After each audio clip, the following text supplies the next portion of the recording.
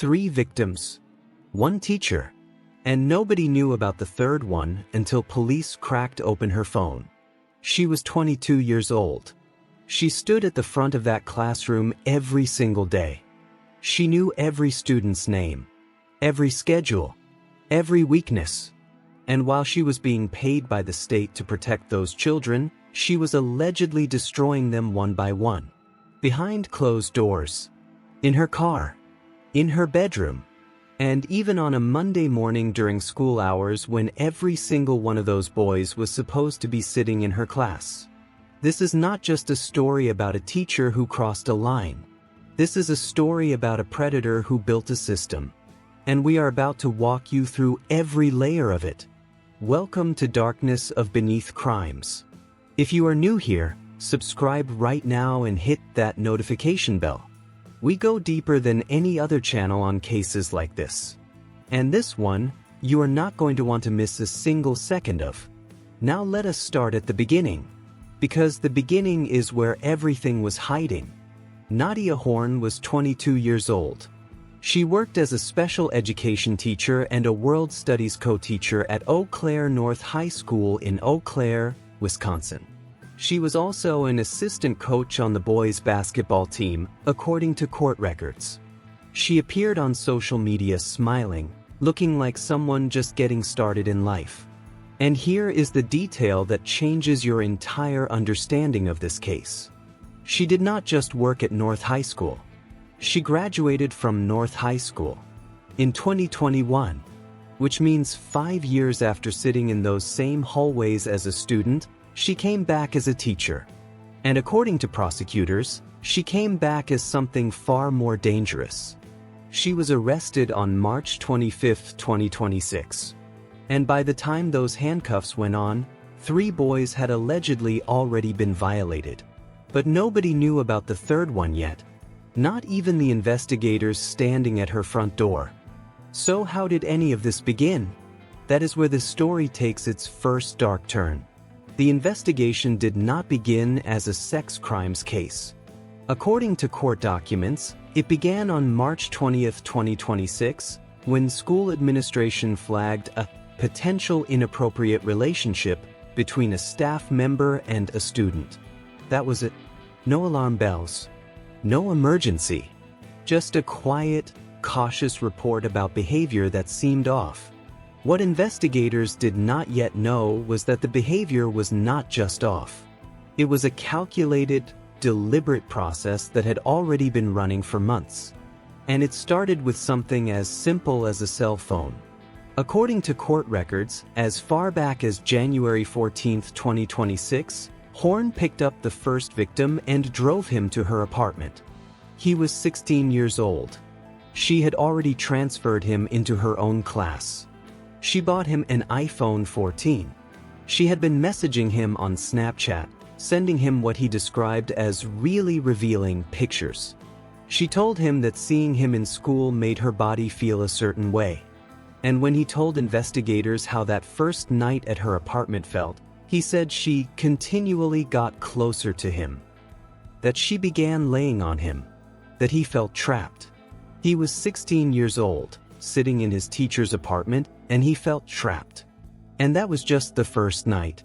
According to the criminal complaint, what followed happened almost every time he went to her apartment. All of it in her bedroom. And the victim told investigators that they did, quote, everything sexual you can do with a person.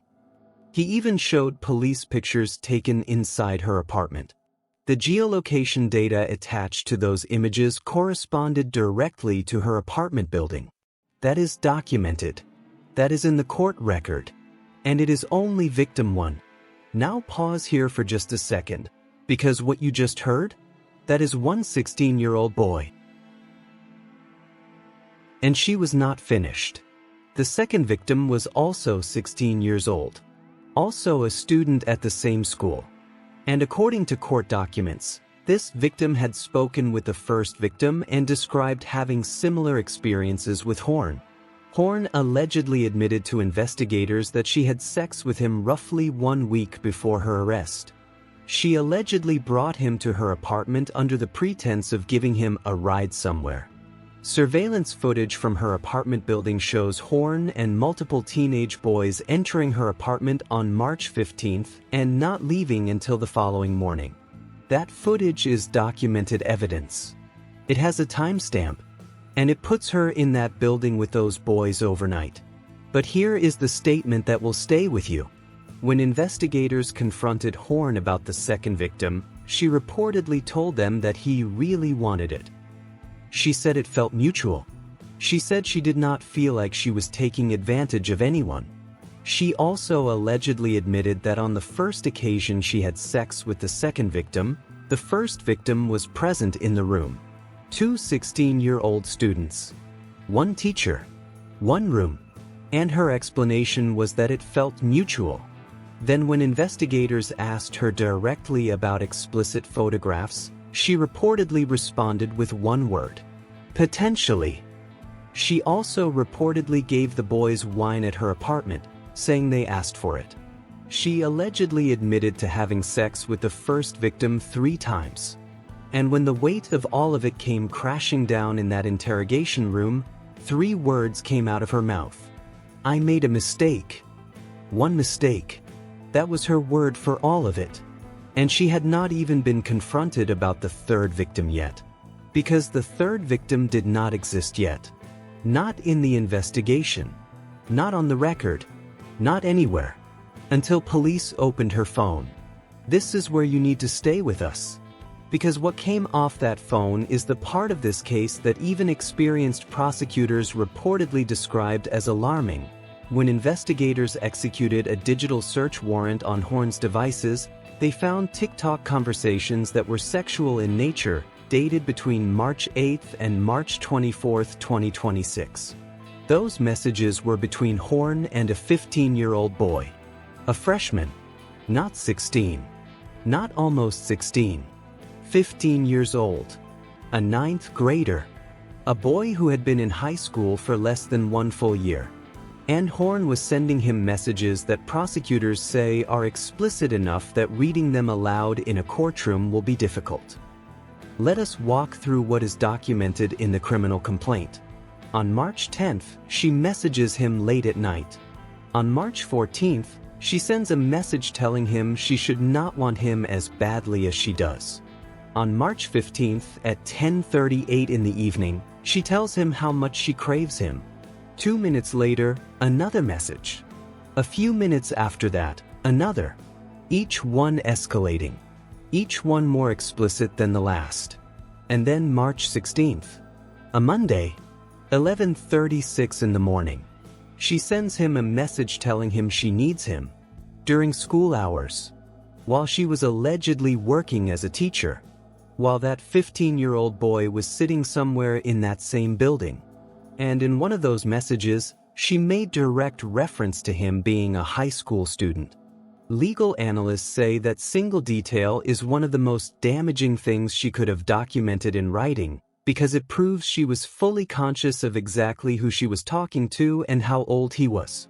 The timestamps do not lie. The messages do not disappear. And neither does what allegedly happened next. We are at the halfway point of this story and it is only getting heavier.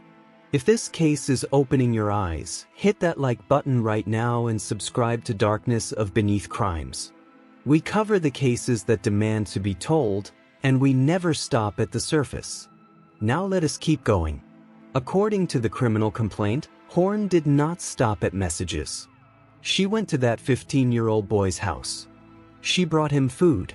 She waited, and when his mother went to sleep, she allegedly sexually assaulted him. On 2 separate documented occasions, she allegedly assaulted him inside her vehicle. And then approximately 5 days before her arrest, she allegedly assaulted him again at her apartment.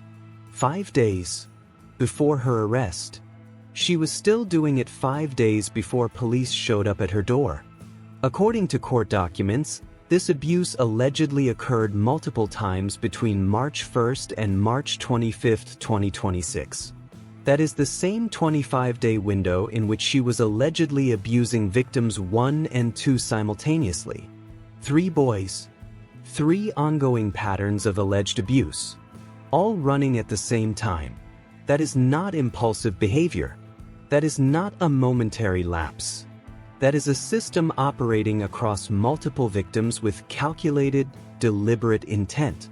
And here is something that tells you everything about who investigators believe this person is. When police first questioned the 3rd victim, he denied it. He said nothing happened. He protected her. He was 15 years old and he protected the woman who was allegedly abusing him. That is one of the most documented hallmarks of predatory grooming. The victim does not even fully understand what is being done to them. They feel loyalty instead of anger. They feel shame instead of justice. And that is exactly what she allegedly built in him. It was only when investigators presented the evidence from her own phone, the messages she sent in her own words with her own timestamps, that he opened up. And what he described matched the documented evidence exactly. Because of what was found on that phone, Horn now faces an entirely new set of charges on top of the original 5 felonies. Repeated sexual assault of a child. Use of a computer to facilitate a child sex crime. A 3rd count of child enticement. Stack those on top of what she was already facing and the picture becomes clear. If convicted on every count, Nadia Horn faces up to 40 years in prison and a $100,000 fine. 40 years. For a woman who is currently 22 years old. That sentence, if it comes, will consume her entire adult life. And yet, she walked out of jail on a $15,000 bond posted on March 30th. Conditions of that bond include no contact with anyone under 18 and no contact with the school. She has a new court hearing scheduled for July 28th in connection with the new charges. As of this recording, she has not entered a plea. Following her arrest, Horn voluntarily surrendered her Wisconsin teaching license. She will never teach again in this state. But for 3 boys in Eau Claire whose names will never appear in any headline, that fact alone does not begin to cover the weight of what they allegedly endured. Now let us talk about the one question that still hangs over this entire case. The question that no press release has fully answered. What did the school know? The investigation was formally triggered on March 20, 2026, when school administration reported inappropriate conduct to a school resource officer. But documented court records show that the alleged abuse against the first victim began on January 14th. That is more than 2 months earlier. 2 months during which Horn allegedly purchased a 16-year-old student an iPhone 14, transferred him into her own class, drove him around town, invited him to her apartment, and allegedly sexually assaulted him repeatedly. 2 months. And the school's formal report did not come until March 20th. What changed on March 20th?